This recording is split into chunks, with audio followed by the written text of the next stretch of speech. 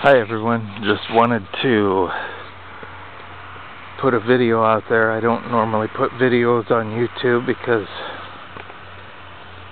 I don't. I'm just gonna put a little video out here about the garden. I planted these things last month. We haven't had any rain for about a month here. I mean, a little bit overnight, a sprinkle, but that's not enough to feed a garden. But see the sky is filled with chemtrail spray. There's a big one up there. I don't know if you can see it, but that stuff just blankets the sky usually. It keeps it hot and dry down here. And any rain clouds which try to form, it dissipates them. But that's up north there. There's west. Hopefully we'll get some rain out of that, but I seriously doubt it. We're supposed to be getting rain, but you know, there's a chickie.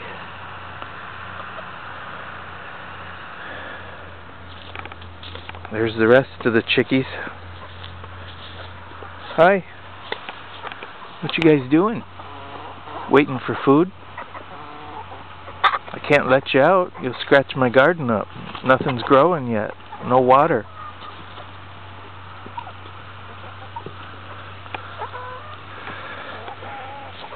Anyway, I wanted to get a few pictures in here before the red buds and all the other trees lost their flowers. There's a red bud. It's not as pretty as it was. There's the other two. Maple trees coming out. See what the frost does? The warm weather came early this year in March, and I seriously think it has something to do with harp. People say, oh, it's Mother Nature responding to all of man's things. No, it's one of man's things. Harp can be used to change the weather, and chemtrails are used to cause drought. Here's the orchard back here. We've got over there is raspberries and black raspberries, some currant bushes. There's wormwood here. You can use those to make absinthe. All kinds of herbs, as you can see in my yard. It all grows here. I don't kill anything. There's the elderberry bush. Frost even got that. Here's my blueberries. My soil isn't real good for blueberries. There's the tractor over there. He's putting something out on the field, but not sure what it is. A few days ago something really stunk. I think he was putting herbicides. See, now here's my apricot tree. I don't know if it survived the frost or not. Probably not, because you can, as you can see, the little fruit inside there is shriveled. So I guess we don't get apricots this year. As I was saying, the weather turned hot in the middle of March, and we got a little rain, but not enough.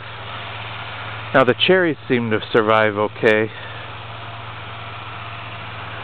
Little blossoms still. And then there's these where the blossoms have died, but looking, oh no, see, that one's dead. It's all wrinkled. And check this one too. Yeah, that one's dead. We're not going to have many cherries this year either. Maybe a few. The cherries did okay. Some of them resisted the freeze. But see, these shouldn't even be blossoming yet. It's a good couple weeks before these should even be blossoming. Here's my peach tree. It looks like that might have survived. See the fuzzy little peach bud there, right there. That's a peach. I don't know about these. They may have died. But yeah, that's what our government is doing, is messing with the weather, bringing spring on too early, and then shutting off the machine and letting the natural cool weather come back in. Now here we have an apple tree, and I've got a few blossoms on there. Look at that. Alright, well maybe I'll have 2 apples this year. Here's another apple tree. And those are all apple trees there. I don't see any other blossoms than that one. Oh wait, look. Do we have one here? No, that's just a bar of soap from a few years ago I tied on there to keep the deer away. Now here we have the vineyard. I'm not quite done stringing these things up yet. I can't find any 12-gauge wire, but my neighbor said he's got some wire that he'd give me. Now look at this. See what the frost did? It killed the new growth on here. Now the grapes might still come back from this. So see, here's some flowers right here, but that's doing damage to my grapevines. This one is okay, but this one's not, this one's not, this one's not. It'll grow back, but I doubt there'll be many grapes this year, just simply because of that frost. Here's another few grape flowers. Yeah. Here's a fully pruned grapevine, and it's putting out quite a bit of buds. We'll see what happens with these. Here's another one. And there's a little lake back here too. I wish it had fish in it. It used to be the field, but it kind of filled in and got soggy and wet, which is fine. And here's a little woodsy spot back here in the back of my yard. Some violets. I usually go back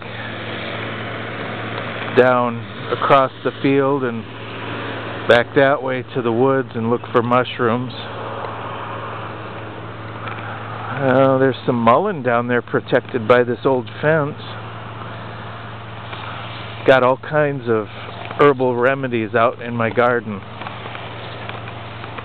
and out in my yard. I don't mow at the beginning of the year, and I let things grow up, and I mow around them, and I let them go to seed and fill in the yard with healing herbs. Here's my mullein patch. Alright, well, that's what I've got here. Hopefully it'll be successful this year. I've got a perennial garden over here with some herbs and things. There's oregano over there and plain oregano here. That's the stuff you put on pizza that's really good. And here's some sage and thyme down here.